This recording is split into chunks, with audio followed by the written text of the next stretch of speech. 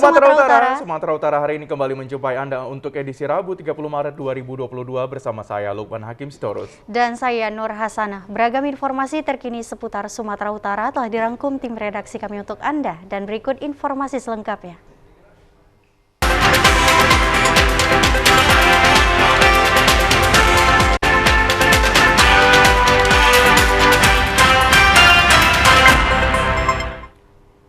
Ya, saudara, memasuki bulan puasa Ramadan dan Hari Raya Idul Fitri 1443 Hijriah, Bulog Cabang Pematang Siantar pastikan stok beras, minyak makan, gula, dan tepung aman untuk memenuhi kebutuhan masyarakat 3 hingga 4 bulan ke depan. Sebanyak 600 ton beras dan 9.500 liter minyak goreng telah berada di gudang penyimpanan Perum Bulog Pematang Siantar yang disiapkan Bulog Cabang Pematang Siantar untuk memenuhi masyarakat dalam rangka menyambut bulan puasa dan Lebaran mendatang. Selain beras dan minyak goreng, Bulog Cabang Kota Pematang Siantar juga telah menyiapkan sebanyak 25 ton gula, tepung, dan daging beku kerbau yang nantinya dijual dengan harga Rp80.000 per kilogram. Kepala Cabang Bulog Subdivri Pematang Siantar Rudi Adlinda Manik mengatakan, untuk memenuhi kebutuhan langsung masyarakat dan stabilitas harga pasar, pihak Bulog akan langsung melakukan penjualan kepada masyarakat yang dibuka melalui pasar murah setiap harinya di 7 kabupaten kota yang merupakan wilayah kerja Subdivri Bulog Pematang Siantar. Selain 600 ton beras yang sudah berada di gudang penyimpanan Bulog Pematang Siantar, juga masih ada sebanyak 500 ton beras yang masih dalam perjalanan. Pihaknya meminta kepada masyarakat agar tidak mengkhawatirkan terkait dengan ketersediaan stok untuk memenuhi kebutuhan bulan puasa dan Lebaran mendatang. Karena pihak Bulog telah menyiapkan kebutuhan masyarakat tersebut untuk 3 hingga 4 bulan ke depan. Pemirsa, jelang memasuki Ramadan, sejumlah harga kebutuhan pokok seperti tepung dan gula telah mulai merangkak naik. Sementara itu, minyak goreng curah mengalami kelangkaan di pasar tradisional Gulugur, Rantau Prapat, Labuan Batu. Beberapa harga bahan pokok seperti tepung dan gula menjelang Ramadan 2022 mulai merangkak naik. Kenaikan harga dikarenakan menurunnya stok yang tersedia dan tingginya permintaan konsumen menjelang datangnya bulan Ramadan. Bahkan minyak goreng curah mengalami kelangkaan semenjak dihapusnya satu harga oleh pemerintah. Adapun harga tepung dari sebelumnya Rp188.000 menjadi Rp238.000 per saknya. Gula pasir dari Rp13.000 menjadi Rp15.000 per kilogramnya. Salah seorang pedagang, Erwin Siregar, menyebutkan bahwa bahan pokok mengalami kenaikan menjelang datangnya bulan Ramadan. Tepung dan gula sudah mengalami kenaikan harga, sedangkan minyak curah dan kemasan mengalami kelangkaan dengan tidak adanya stok sejak harga eceran tertinggi dari pemerintah dihapuskan. Dan kenaikan harga sembako ini sudah berlangsung selama 1 pekan lalu. Minyak, Pak? Minyak curah? Wah, minyak curah lebih parah lagi, nggak ngerti-ngerti harganya. Nggak suka lah kalau ada barangnya. Stok ada, Pak? Ada. Sini hari dulu hari ini aku nggak jual minyak. Kalau gula gimana, Pak? Gula pun naik. Dari harga berapa, Pak? Dari 13 ke 15 lah. Kalau pembeli gimana, Pak? Terus ada, Pak? Pembelinya ada, cuma kan daya belinya kurang. Untuk harga bahan pokok sehari-hari yang lain masih di harga yang stabil seperti beras, telur, cabai, dan tomat tidak mengalami kenaikan. Bahkan cabai dan bawang mengalami penurunan. Harga cabai dari Rp60.000 menjadi Rp40.000 per kilogramnya. Sementara harga bawang dari yang sebelumnya Rp40.000 menjadi Rp32.000 per kilogramnya. Saudara, dalam 1 bulan terakhir, terlihat di setiap SPBU di Kabupaten Toba, terjadi antrian panjang kendaraan dalam pengisian BBM, khususnya biosolar pada malam hari. Fenomena ini dapat kita lihat setiap harinya dimulai pukul 19 hingga pukul 00 waktu Indonesia bagian Barat yang membuat kemacetan di sepanjang jalan. Beginilah situasi dan kondisi antrian panjang kendaraan angkutan umum dan kendaraan pribadi di setiap SPBU di Kabupaten Toba. Antrian panjang kendaraan ini terjadi guna memperoleh BBM yang saat ini terjadi diakibatkan berbagai sebab. Salah satunya adalah akibat perbedaan harga Dexlite dengan biosolar sangat jauh perbandingannya. Kecenderungan para pemilik kendaraan yang menggunakan bahan bakar solar lebih memilih biosolar yang bersubsidi. Keadaan ini bukan sebagai kelangkaan, karena sudah disepakati antara Pemkab Toba dengan Pertamina yang memberikan kuota BBM dari mulai tahun 2021 hingga 2022 relatif sama. Sedangkan antrian panjang di setiap SPBU dikarenakan bertambahnya konsumen baik lokal maupun dari luar daerah yang sedang melintas di Kabupaten Toba. Salah seorang supir angkutan umum, Markus Napitupulu, mengatakan bahwa di setiap SPBU yang ada di Kabupaten Toba ini, jika ingin mengisi BBM jenis biosolar, akan mengantri selama 1 hingga 2 jam lamanya, yang membuat kendala keterlambatan sampai tujuan. Sudah berapa lama Pak ngantri untuk mengisi minyak di sini Pak? Kadang kalau antrinya kadang 1 jam, 2 jam begitu Pak. Apa kendalanya bagi Bapak selaku supir angkutan? Bagi kami supir angkutan kendalanya keterlambatan nyampe ke tujuan dan tidak bisa lagi berangkat kemudian hari. Usai jeda pariwara berikut ini, Sumatera Utara hari ini akan segera kembali. Tetaplah bersama kami di Sumatera Utara hari ini.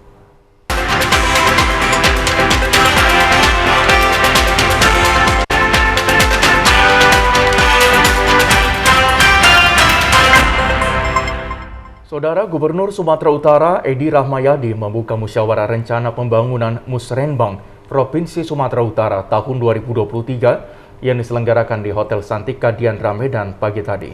Musrenbang Provinsi Sumatera Utara tahun 2023 diikuti seluruh bupati wali kota dari 33 kabupaten kota di wilayah Sumatera Utara.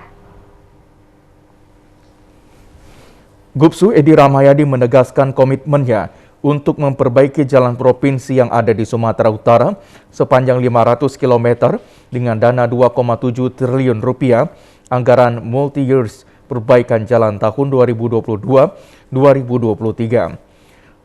Gubsu Edi mengungkapkan terbatasan anggaran menjadi salah satu kendala memperbaiki jalan di Sumatera Utara. Setahun anggaran perbaikan jalan yang tersedia hanya 300 miliar rupiah, sementara jalan di Sumut panjangnya mencapai 3.500 km.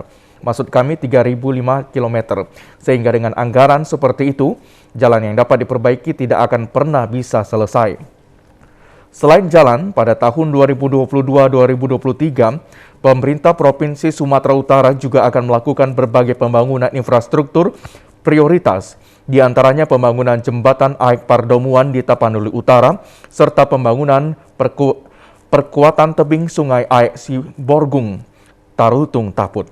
Begitu juga dalam membantu wilayah pertanian, Pemprov Sumut akan melakukan peningkatan jaringan irigasi permukaan pada daerah irigasi di Hutapaung, di Humbang Hasundutan, serta pembangunan PLTS terpusat mendukung pertanian sebanyak 2 unit di Kabupaten Dairi dan Samosir. Selain itu, dalam upaya menurunkan angka stunting, Pemprov Sumut membangun beberapa infrastruktur pengelolaan limbah domestik. Pemprov Sumut juga akan melakukan rehabilitasi rumah tidak layak huni di Pematang Siantar, Pakpak Barat, dan Karo, serta pemasangan jaringan listrik gratis untuk rumah tangga tidak mampu sebanyak 500 unit di zona dataran tinggi. Nilai indeks yang sudah mencapai 75, ada 65, tapi jangan dilihat 65-75-nya. Sumatera Utara ini saya tidak menjelekkan masa-masa lalu, tidak, tapi masih terlalu jauh di bawah sehingga bisa bergerak sampai poin-poin yang saya sampaikan. Saya tak cerita grafik, tadi itu statistik bergeraknya perkembangan karena menjadikan nanti tidak baik. Tetapi saya sampaikan, saya sudah bisa pastikan karena penilaian ini dari BPS, dari Jakarta, itulah nilai indeks kita yang masing-masing semuanya bertambah menjadi ke arah positif, minimal di atas rata-rata. Lalu 50 rata-ratanya, kita sekarang sudah berada di 65 sampai ke 75. Ini yang perlu saya sampaikan dari semua bidang, dari bidang pembangunan, kesejahteraan rakyat kita bersama. Hadir dalam Musrenbang ini pimpinan Forkopinda Sumut serta pimpinan OPD Pemprov Sumut. Gubernur Sumatera Utara Gubsu Edi Ramayadi dan Wakil Gubernur Sumatera Utara Musa Rajesyah bersama seluruh kepala daerah dari 33 kabupaten kota melakukan konvoi dengan menggunakan sepeda motor menuju acara lokasi musyawarah rencana pembangunan Musrembang Provinsi Sumatera Utara. Konvoi sepeda motor ini mengambil start dari rumah dinas Gubernur Jalan Sudirman nomor 41 Medan menuju Hotel Santika Diandra Medan pagi tadi. Berbagai jenis sepeda motor digunakan para bupati wali kota yang ikut konvoi dipimpin Gubsu Edi Ramayadi di barisan depan dengan menggunakan kendaraan besar atau moge. Gubsu terlihat tersenyum di sepanjang jalan sambil melambaikan tangan ke arah warga dan pegawai saat melintasi kantor gubernur. Sementara Wakil Gubernur Sumatera Utara Musa Rajesyah sendiri menggunakan Vespa hijau muda membaur bersama kepala daerah di barisan tengah. Dalam konvoi tersebut ada menggunakan sepeda motor Honda Cup antik, Vespa Sprint hingga becak khas Padang Sidempuan. Turut serta Wakil Bupati Madinah Atika Azmi Utami Nasution yang merupakan satu-satunya perempuan dalam rombongan itu yang menggunakan sepeda motor besar tepat di belakang Gubernur Sumatera Utara. Gubernur Sumatera Utara Edi Rahmayadi memaknai konvoi sepeda motor ini sebagai wujud kebersamaan dan kekompakan seluruh kabupaten kota dalam mewujudkan Sumatera Utara bermartabat yang dimulai dari sejak awal kepemimpinannya di tahun 2018 hingga 17 bulan ke depan di periode era Mas. Dari kekompakan ini, tekad untuk mewujudkan Sumatera Utara bermartabat diharapkan dapat tercapai hingga September 2023 mendatang.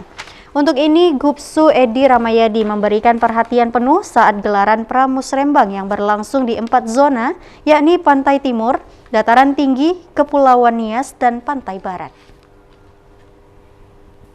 Pemerintah Provinsi Sumatera Utara terus berupaya menjaga agar angka inflasi tetap terkendali menjelang Ramadan dan Lebaran tahun 2022. Untuk mengendalikan inflasi tersebut, Gubernur Sumatera Utara Edi Ramayadi melakukan 3 langkah. Langkah pertama adalah dengan terus memonitoring pasar harga agar harga jual sesuai dengan eceran tertinggi HED dan tidak ada distributor atau pedagang yang melakukan penimbunan.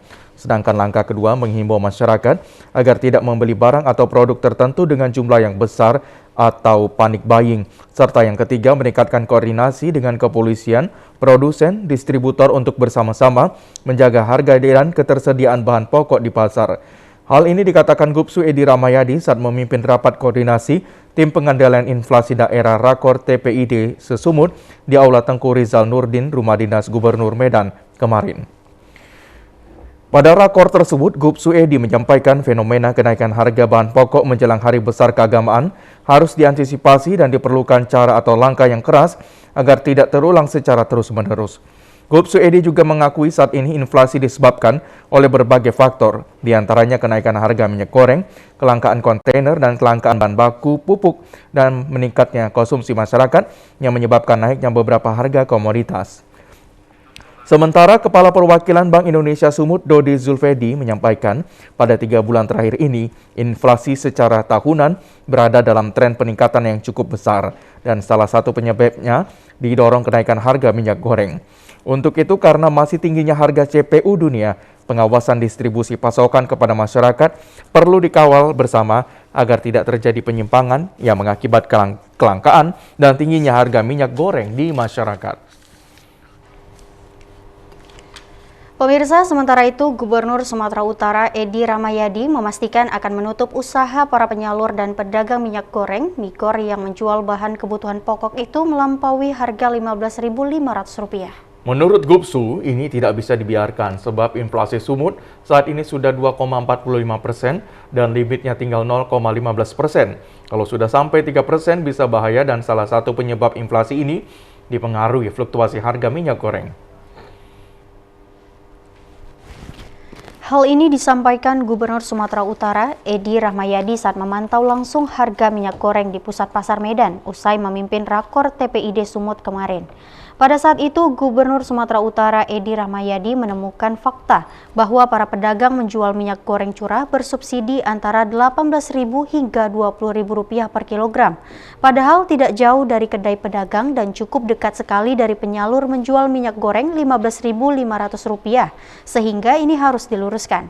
Gubernur Sumatera Utara Edi Rahmayadi memastikan mulai hari ini harga minyak goreng tidak boleh melampaui ambang batas harga yang mendapat pentoleran. Untuk memantau ini, pemerintah Provinsi Sumatera Utara akan menempatkan petugas pengawas di pasar-pasar tradisional untuk mengawasi harga. Atas kebijakan ini, Gubernur Sumatera Utara Edi Rahmayadi meminta maaf kepada pedagang minyak goreng curah karena harus mengatur harga yang tidak lebih dari Rp15.500 per kilogramnya. Sebab penentuan harga maksimal ini telah dilakukan oleh Perusahaan Perdagangan Indonesia (PPI) yakni Rp14.450.000. Harga yang dia turunkan adalah 13.000 per liter. 450 per kilo. Curah, Pak. Ini curah nih, saya cerita curah. Karena kalau yang sudah kemasan itu sulit sekali saya mengaturnya. Tapi yang curah ini kan untuk rakyat kita semua. Sampai ke dalam tadi ada yang 20.000, ada 18.000. Hanya jalan kaki dekat sekali nyampe. Kenapa seperti itu? Ini yang harus kita luruskan. Nanti ke depan ini mulai besok ada petugas di sini. Ada petugas dan mengatur harga. Saya minta maaf kepada rakyat saya semua, termasuk pedagang. Saya ikut campur dengan mengatur harga ini. Karena kalau tidak tegas kita atur, kasihan rakyat. Gubernur Sumatera Utara Edi Rahmayadi mendadak turun ke pusat pasar ini setelah memanggil distributor dan produsen minyak goreng curah serta pimpinan instansi terkait guna membahas pangan atau bahan pokok menjelang bulan Ramadan. Usai jeda berikut, Sumatera Utara hari ini akan segera kembali. Tetaplah bersama kami di Sumatera Utara hari ini.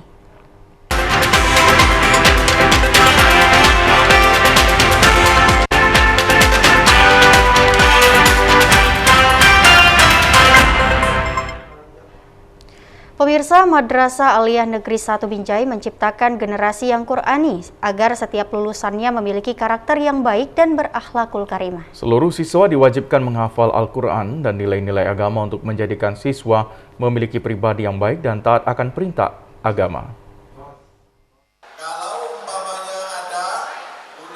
Hal itu disampaikan Kepala Kantor Kementerian Agama Kota Binjai, Haji Ainul Aswad, kepada wisudawan dan wisudawati tahfiz Al-Quran Angkatan Pertama MAN 1 Binjai yang berjumlah 248 wisudawan.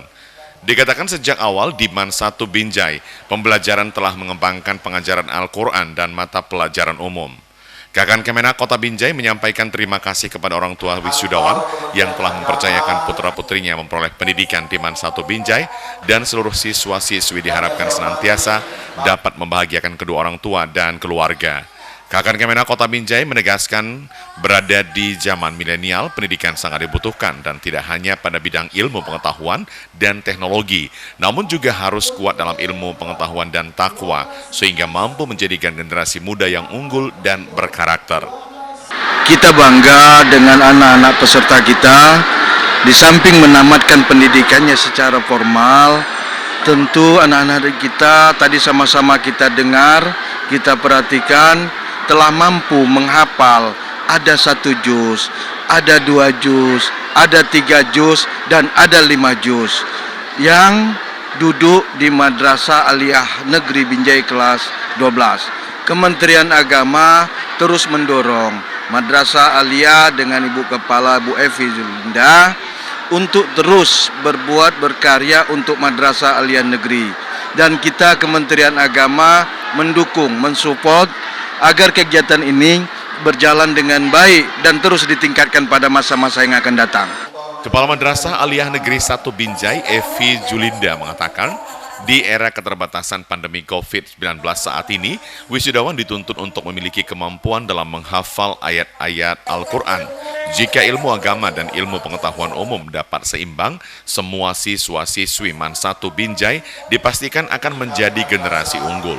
Untuk mengajak anak-anak memiliki keinginan yang kuat dalam hal tahfiz Al-Quran, di mana salah satu syarat kelulusan bagi siswa kelas 12 adalah dapat membaca dan menghafal Al-Quran. Kepala sekolah berharap dengan modal ilmu pengetahuan dan agama yang dimiliki setiap siswa, diharapkan menjadi modal bagi siswa dalam melanjutkan pendidikannya ke jenjang yang lebih tinggi. Mudah-mudahan anak-anak MAN Binjai yang diwisuda hari ini, terutama hafiz dan hafizah, bisa mengembangkan kembali hafalannya, menambah kembali hafalannya. Kalau tadinya masih hafal 1 juz, insya Allah bertambah menjadi 2 juz sampai harapan kita 30 juz anak-anak MAN Binjai bisa hafal Al-Quran. Hari ini wisuda pra-awal. Ya, pra-awal lepas dari pendidikan 3 tahun di tingkat aliyah, ke depan mudah-mudahan mereka bisa meraih cita-citanya, meraih ilmunya, dan diwisuda kembali di tingkat yang lebih tinggi lagi. Gitu. Pada wisuda kelas 12 Madrasah Aliyah Negeri turut dihadiri asisten 3 Pemko Binjai, Medi Yusri, dan seluruh orang tua dan wali siswa-siswi. Kepala Bidang Pendidikan Madrasah Kemenak Provinsi Sumatera Utara Erwin Pinayungan Dasopang mengatakan, standar kelulusan setiap siswa MAN harus bisa menghafal Al-Quran.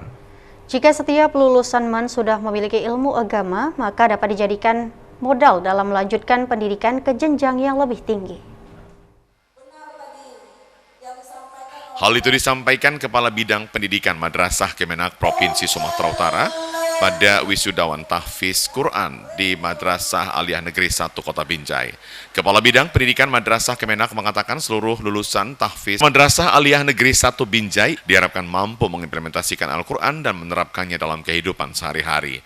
Kepala Bidang Pendidikan Madrasah Kementerian Agama Provinsi Sumatera Utara berharap seluruh siswa dan siswi madrasah menjadi lebih unggul karena selain ahli dalam bidang ilmu pengetahuan dan teknologi juga memiliki ilmu agama yang kuat. Jika generasi muda memiliki ilmu agama dan ilmu pengetahuan seimbang, dapat menjadi pemimpin yang berakhlakul karimah. Ini adalah wujud yang dilaksanakan oleh madrasah dalam upaya tentu membatasi peran media sosial yang sudah semakin marak di masyarakat. Tentu dengan minat menghafal Al-Quran, dan ini kita terapkan di seluruh madrasah, mulai dari jenjang pendidikan madrasah ibtidaiyah, kemudian madrasah sanawiyah, dan madrasah aliyah, dan akhirnya ini sudah kita saksikan bersama dan disajikan dan dipadukan tadi baca-bacaan Al-Quran oleh anak-anak kita dari MAN Kota Binjai. Mudah-mudahan ini menjadi pilot project juga untuk madrasah-madrasah lainnya di Sumatera Utara dalam upaya membumikan dan mengaplikasikan Al-Quran sebagai pedoman dasar dan petunjuk untuk pelaksanaan kehidupan kita sehari-hari. Pemirsa, sebagai wujud kepedulian kepada masyarakat terdampak COVID-19, pimpinan wilayah Pemuda Muhammadiyah Sumatera Utara melakukan gerakan Al-Ma'un dengan membagikan 300 paket sembako dengan menerapkan protokol kesehatan. Gerakan Al-Ma'un pembagian ratusan paket sembako guna membantu masyarakat kurang mampu menghadapi bulan suci Ramadan di tengah pandemi COVID-19, sehingga terciptanya Kamtipmas yang kondusif di Kota Medan. Gerakan Al-Ma'un, pembagian paket sembako, merupakan sebagai aksi kepedulian PW Pemuda Muhammadiyah Sumatera Utara terhadap masyarakat kurang mampu dilakukan di Rumah Tahfiz Al-Quran Aisyah Medan Deli Selasa siang. Pandemi COVID-19 sangat berdampak pada perekonomian masyarakat yang semakin memburuk sehingga dibutuhkan kebersamaan mengatasi virus berasal dari Wuhan, Tiongkok untuk disiplin menerapkan protokol kesehatan dan dukungan pencapaian vaksinasi. Ketua PW Pemuda Muhammadiyah Sumatera Utara sekaligus Wakil Ketua Muhammadiyah COVID-19 Comment Center Sumatera Utara Amrizal mengatakan pembagian ratusan paket sembako diharapkan memberi manfaat kepada warga dalam menghadapi bulan Ramadan 1443 Hijriah. Dan berbagi kepada masyarakat. Kemudian pada kesempatan ini juga kami pimpinan wilayah Pemuda Muhammadiyah Sumatera Utara menghimbau kepada masyarakat, ayo ikuti vaksinasi dan ayo tetap taati protokol kesehatan. Mudah-mudahan dengan upaya kita bersama, kita akan bisa lebih cepat terbebas dari pandemi COVID-19 ini. Meningkatnya kesadaran masyarakat disiplin protokol kesehatan dalam kehidupan sehari-hari dan mendukung vaksinasi diharapkan pandemi COVID-19 dapat diatasi dengan baik. Kepedulian masyarakat di tengah pandemi COVID-19 sangat dibutuhkan bagi warga kurang mampu dalam menjalani hidup sehari-hari. Guna membantu masyarakat kurang mampu, sekelompok organisasi kepemudaan di Kota Medan melaksanakan pembagian sembako ke rumah-rumah agar tidak terjadi kerumunan di tengah pandemi COVID-19. Pembagian sembako ke rumah warga kurang mampu oleh Pemuda Muhammadiyah dilakukan di kawasan pemukiman padat penduduk di Kecamatan Medan Deli kemarin siang. Belusukan pembagian sembako ke rumah-rumah mendapat antusias dari masyarakat kurang mampu di tengah beberapa kebutuhan bahan pokok mengalami kenaikan di sejumlah pasar tradisional menjelang bulan Ramadan. Salah seorang warga, Asrul Sani, mengatakan mengapresiasi gerakan pembagian sembako kepada masyarakat kurang mampu langsung diantar ke rumah-rumah di tengah pandemi COVID-19.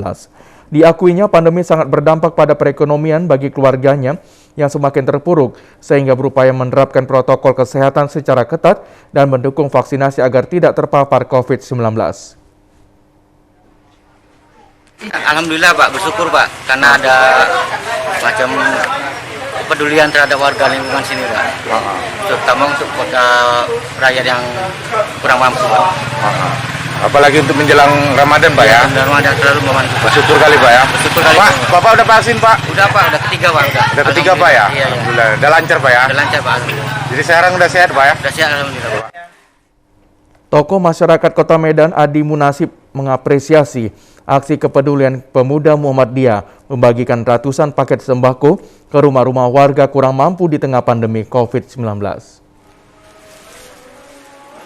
Kami sebagai tokoh masyarakat menyambut gembira atas kebijakan yang dilakukan oleh Pemuda Muhammadiyah yang membagikan dengan bahasa namanya Al-Ma'un ini, karena dengan demikian banyak masyarakat yang bisa tertolong walaupun dalam konteks pembagian ini secara menyeluruh, tapi hari ini bisa Pemuda Muhammadiyah bisa menjadi satu teladan lah, satu contoh lah, bisa untuk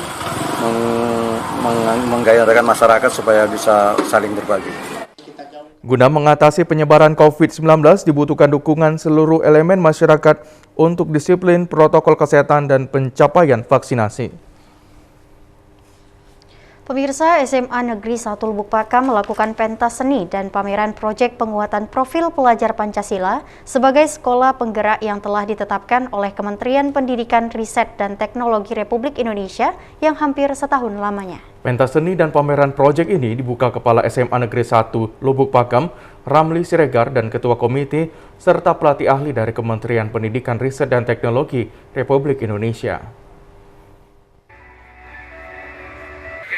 SMA Negeri 1 Lubuk Pakam, Kabupaten Deli Serdang, salah satu sekolah penggerak tingkat SMA dari 282 SMA di Indonesia. SMA Negeri 1 Lubuk Pakam terpilih menjadi sekolah penggerak dengan seleksi yang cukup ketat oleh Kemendikbudristek RI. Setelah hampir setahun sebagai sekolah penggerak, di mana kegiatan proyek melalui pembelajaran bersama dengan guru bidang studi ini, bahwa pameran proyek penguatan profil pelajar Pancasila ini masih sangat baru bagi para guru. Dari hasil pembelajaran 1 tahun sebagai sekolah penggerak, maka kemarin dilaksanakan pameran proyek penguatan profil pelajar Pancasila dirangkai dengan pentas seni dan bazar kewirausahaan oleh siswa. Pada pameran proyek ini ada 7 tema, tetapi masih 3 tema yang ditampilkan. Di antaranya bangunlah jiwa dan raganya atau anti perundungan. Tema gaya hidup berkelanjutan atau pengolahan sampah. Sementara tema yang ketiga, kearifan lokal atau kerajinan anyaman. Pameran proyek ini ditinjau Kepala SMA Negeri 1 Lubuk Pakam, Ramli Siregar, pelatih ahli Kemendikbudristek RI, dan Ketua Komite serta para Kepala SMA Negeri Kabupaten Deli Serdang. Pada pameran anti perundungan, berbagai informasi dapat diperoleh melalui modul ajar mata pelajaran yang sudah dijilid berbentuk buku sebagai sekolah penggerak. Demikian halnya pameran pengolahan sampah mendapat perhatian serius dari pengunjung karena semuanya hasil karya siswa kelas 10. Sampah dijadikan menjadi pupuk kompos dengan sebutan kompos semansa lupa dan pupuk organik cair, disertai manfaatnya, cara penggunaan, dan komposisi.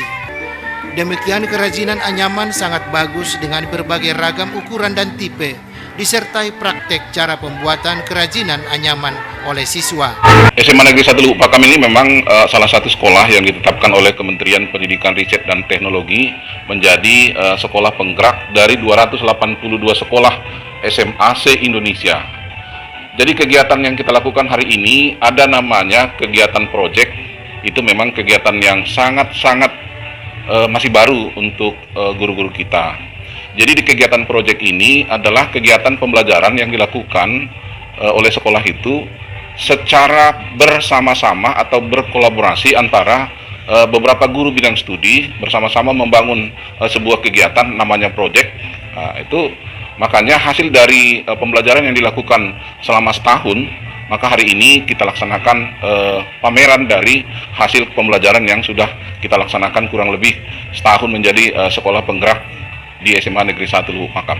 Sementara itu, pentas seni dan bajar kewirausahaan yang disuguhkan siswa kelas 11 dan kelas 12 sangat menarik dengan berbagai sajian aneka makanan dan minuman.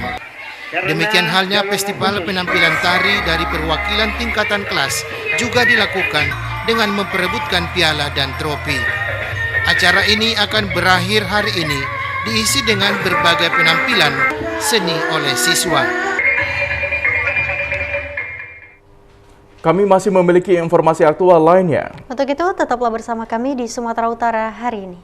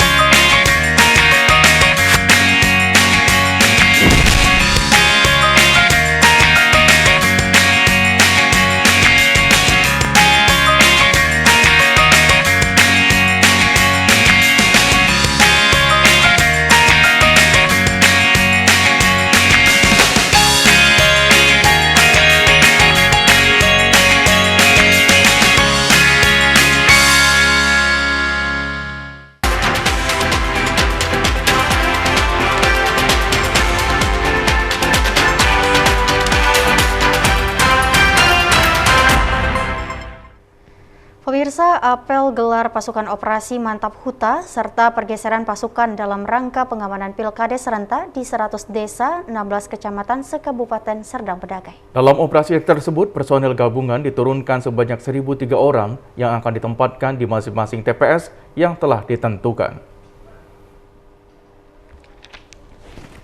Kapolres Sergai AKBP Ali Mahmud yang memimpin secara langsung operasi Mantap Huta serta pergeseran pasukan dalam pengamanan Pilkades serentak pada esok Kamis 31 Maret 2022 di Makomapolres. Kapolres berharap sebagai pengamanan menjalankan standar operasi prosedur anggota adalah mengamankan berjalannya Pilkades di TPS masing-masing berjalan dengan baik. Untuk itu, setiap anggota yang berjaga harus bersikap netral, serta jika ada potensi gangguan agar berkoordinasi kepada petugas TPS serta pada di masing-masing TPS. Sementara untuk pemakaian senjata api, setiap anggota tidak diperkenankan untuk membawanya, kecuali ada anggota di luar pengamanan TPS yang diperbolehkan. Dari operasi pergeseran tersebut, personil yang diturunkan sebanyak 1.003 orang, terdiri dari 304 anggota Polres Serdang Bedagai, dan lainnya dari Brimob, Sat Sabara Polda Sumut, TNI Kodim 0204 Deli Serdang, serta Satpol PP Serdang Bedagai. Jumlah personil seluruhnya kita turunkan dalam PAM Pilkades berjumlah 1.003 orang. Kalau anggota Polres sendiri berjumlah 304 yang bisa dikerahkan karena selebihnya adalah tugas rutin. Nah, kekurangan ke 1.003 itu dipenuhi dari BKU dari Polda dan Brimob, termasuk BKU dari TNI. Di momentum Hari Film Nasional yang jatuh pada hari ini 30 Maret dan bertepatan di tengah pandemi COVID-19 tidak menjadi alasan bagi seniman untuk berkreasi. Hal ini terbukti sinemas muda asli anak Medan saat ini mampu berkreasi dalam menghasilkan berbagai film pendek maupun komersial. Kalangan insan film di Sumatera Utara saat ini terus berupaya menghasilkan karya terbaik untuk bersaing dengan film nasional. Karena itu dibutuhkan keterampilan mumpuni dari sinias Sumatera Utara agar mampu menghasilkan karya layar lebar yang bermutu dan enak ditonton. Salah seorang sutradara muda berbakat, Ori Semeloko, mengatakan, untuk mencetak sumber daya manusia perfilman bukanlah pekerjaan mudah. Selain membutuhkan waktu lama dan biaya besar, tentunya perlu keseriusan, terutama di kalangan generasi muda, agar tertarik pada industri kreatif. Saat ini perfilman di Sumatera Utara terus mengembangkan kualitas perfilmannya. Industri perfilman di Sumatera Utara saat ini dimatangkan dengan beberapa karya dari sinias muda yang bermunculan dan memperoleh penghargaan, baik tingkat nasional maupun internasional. Diakui dalam pembuatan film ini merupakan kerja kolektif, tidak jarang menemui kendala, namun semuanya dapat teratasi dengan kerjasama yang baik untuk memperoleh sebuah karya yang baik nantinya. Para sinias mengakui pandemi COVID-19 menjadi tantangan sangat besar ketika perkembangan pasar film sedang baik beberapa tahun terakhir. Pandemi COVID-19 menjadi tantangan besar bagi sinias untuk banyak belajar, ditambah lagi saat ini banyak festival film bagi dalam dan luar negeri yang diselenggarakan secara daring. Sebuah film tidak hanya representasi budaya. Indikator keberhasilan film menjadi hal bergengsi apabila film yang dibuat mendapatkan penghargaan dan bisa diterima masyarakat luas.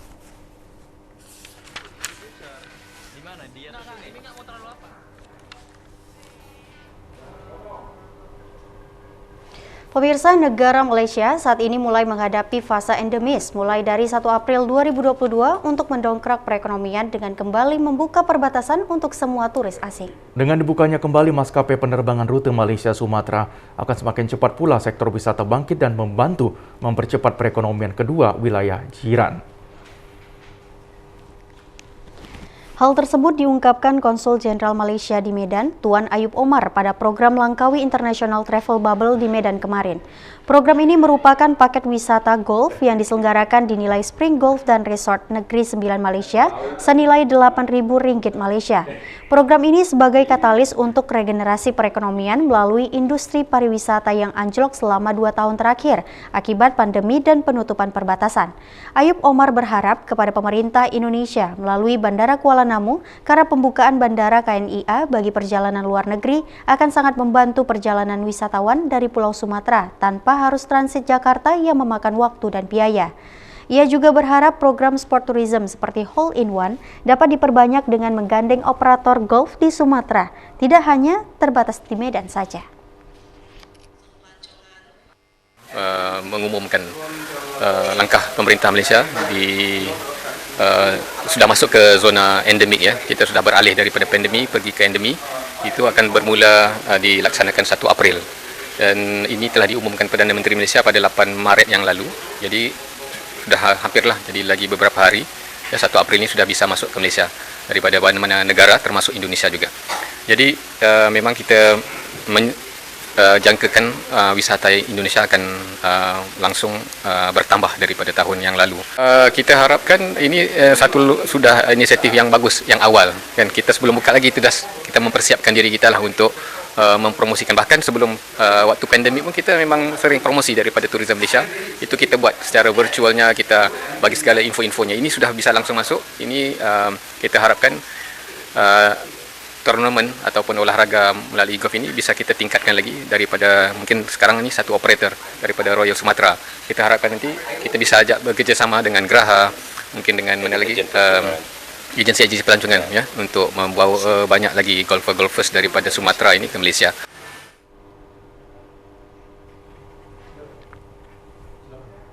Kurikulum Merdeka dalam dunia pendidikan tampaknya memberikan hal positif bagi siswa maupun tenaga pendidik yang ada di sekolah. Hal ini terbukti kemerdekaan belajar bisa selalu diaplikasikan dan diterapkan dengan menggelar berbagai kegiatan positif yang bisa menimbulkan minat belajar dan kreativitas siswa. Salah satu bentuk menarik minat belajar dan kreativitas tersebut diantaranya adalah dengan menggelar festival belajar di sekolah dengan tujuan untuk melihat hasil belajar siswa selama 1 tahun. Festival yang digelar oleh Sekolah Menengah 4 ini merupakan terobosan pertama kali demi menarik minat dan menimbulkan kreativitas para peserta didik. Berbagai pagelaran dan pameran hasil belajar ditampilkan agar para peserta didik lebih semangat dalam memperoleh ilmu.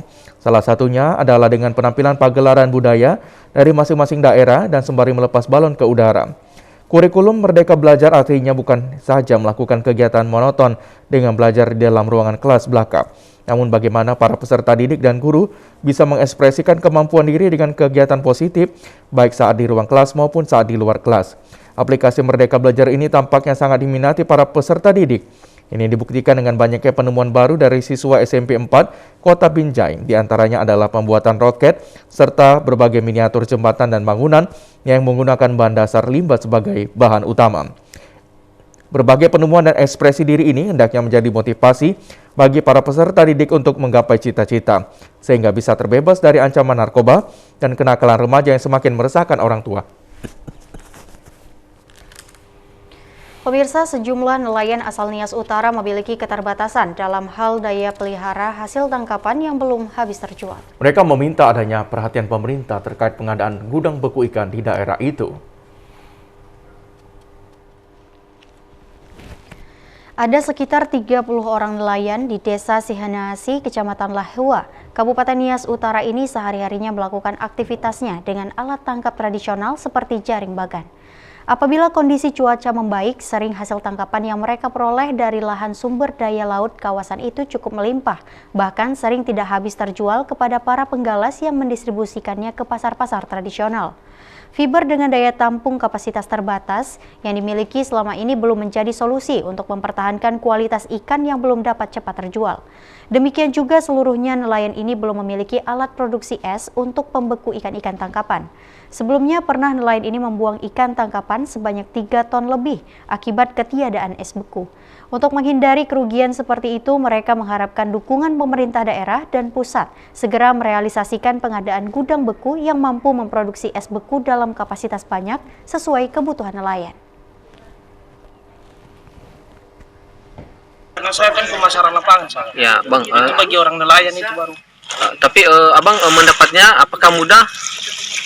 Kalau musiman juga, kalau pas lagi ada, ya mudah kita dapatin. Seperti ini ya Bang ya? Ya, seperti ini. Harganya tentu diikuti juga murah ya Bang? Iya, terjangkau lah, bisa tidak. Kementerian Kelautan Pusat bersama dengan Dinas Kelautan di Nias Utara datang ke sini rencana katanya untuk memberikan bantuan berupa gudang penampungan ikan sama gudang beku. Tapi itu pun sudah kita ajukan proposalnya, sampai saat ini belum tahu juga bagaimana hasilnya. Pihak nelayan juga menyebutkan telah mendapat dukungan dari pihak PLN akan memfasilitasi penyediaan pasokan daya listrik yang diperlukan apabila instalasi gudang beku es sebagaimana usulan melalui proposal yang diajukan ke Kementerian Kelautan tersebut dapat direalisasikan segera. Berbagai cara dilakukan masyarakat untuk memanfaatkan waktu libur sekolah menjelang bulan suci Ramadan. Di antaranya melaksanakan hitanan massal bagi warga yang terdampak pandemi di Medan kemarin. Hitanan gratis bagi anak-anak merupakan dalam upaya meningkatkan keimanan sejak sebagai umat muslim sejak dini untuk lebih bertakwa kepada Allah Subhanahu wa Ta'ala. Dengan antusias masyarakat Sekelahiril, 2 Kecamatan Medan Perjuangan mengantarkan anak-anaknya untuk melaksanakan hitanan massal di Musola Amalia Jalan Gurila, Kota Medan. Hitanan massal secara gratis bagi warga terdampak pandemi merupakan sebagai wujud kepedulian masyarakat umat muslim Sekra Hilir 2 sekaligus menyambut bulan suci Ramadan. Banyak manfaat bagi orang yang telah melaksanakan hitanan. Selain menurunkan resiko terkena kanker prostat dan penis, juga mampu mencegah terkena infeksi saluran kemih yang dapat menyebabkan kerusakan pada ginjal. Dengan kebersihan tubuh yang jauh lebih terjaga setelah dihitan, maka kesehatan terhindar dari kuman maupun bakteri sehingga tubuh menjadi lebih sehat.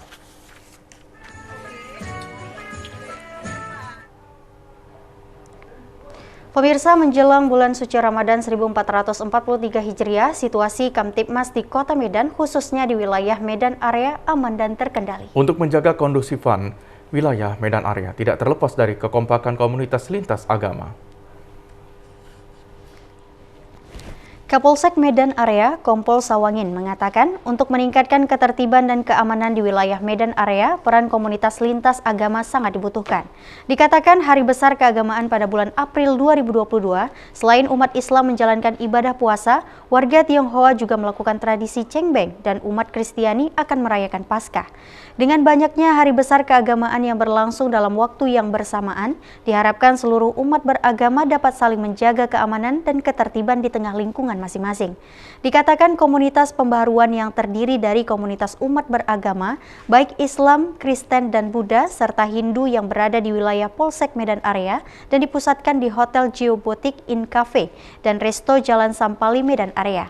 Kapolsek berharap komunitas lintas agama ini dapat meningkatkan persatuan dan kesatuan untuk menjaga kekondusifan di wilayah Medan Area agar umat Islam dapat menjalankan ibadah puasa dan sholat tarawih dapat berjalan dengan baik. Untuk antisipasi kegiatan keagamaan ini, kami kerja sama 3 pilar di samping dibantu tokoh-tokoh agama seperti dari komunitas atau Hotel Geo ini selalu tempat kita sebagai on call atau tempat kita tetap bertemu masing-masing 3 pilar dari TNI, Polri, dan masyarakat untuk membina keamanan sebagai patroli bahwa ini nanti menjelang bulan suci Ramadan kita juga ada yang namanya digelar orang asmara subuh. Asmara subuh kita juga harus kita jaga. Umat Muslim melaksanakan sholat tarawih, kita melaksanakan patroli. Saudara, senam adalah salah satu cara untuk menjaga agar tubuh selalu sehat dan prima, sekaligus meningkatkan kekebalan tubuh. Salah satu senam yang saat ini paling digemari adalah belly fit dance. Belly fit dance adalah 3 jenis olahraga dijadikan menjadi satu dan setiap gerakannya membuat seluruh organ tubuh ikut bergerak. Belly fit dance memiliki gerakan yang banyak sehingga membutuhkan keseriusan dalam mengikuti setiap gerakan demi gerakan. Salah seorang peserta senam dari New Rainbow, Henny Rusli, mengatakan meski baru pertama kali mengikuti senam belly fit dance dapat tidak terlalu menyulitkan bagi peserta yang dalam mengikutinya. Ia berharap agar senam belly fit dance ini dapat disosialisasikan dan diperkenalkan kepada seluruh warga Kota Medan sehingga membuat warga Kota Medan semakin sehat. Nampaknya lebih bagus, lebih energi mengajarkan kita senam di sini di New Rainbow. Anggota semua ya mudah-mudahan semua bisa. Karena ini kan baru pertama kali. Tapi kalau sering-sering ya oke lah, Lin. Instruktur senam belly fit dance mengatakan sangat senang memperkenalkan jenis senam yang baru ini. Meski terdapat gerakan yang banyak karena mengandung jenis 3 olahraga dijadikan menjadi satu, namun setiap peserta dapat mengikutinya dengan baik. Dikatakan agar belly fit dance ini dapat lebih dipahami dan digemari oleh masyarakat Medan, hendaknya selalu diulang-ulang. Ia berharap melalui belly fit dance ini membuat warga Medan semakin sehat dan prima. Saya di Kota Medan ini memperkenalkan BFD. Apa sih itu BFD? Belly Fit Dance itu merupakan 3 olahraga digabung jadi satu. Tapi saya merasa bersyukur semuanya pada menerima, termasuk Ciahun ya Ciahun. Terima kasih. Semuanya sukses terus buat New Rainbow. Informasi tadi mengakhiri jumpa kita di Sumatera Utara hari ini. Mewakili kerabat kerja yang bertugas, saya Lukman Hakim Storus. Dan saya Nur Hasanah. Tetap patuhi protokol kesehatan pemirsa dengan memakai masker, menjaga jarak, dan mencuci tangan di air yang mengalir. Indonesia pulih karena aku. Indonesia pulih karena kamu. Indonesia pulih karena kita. Selamat sore. Sampai jumpa.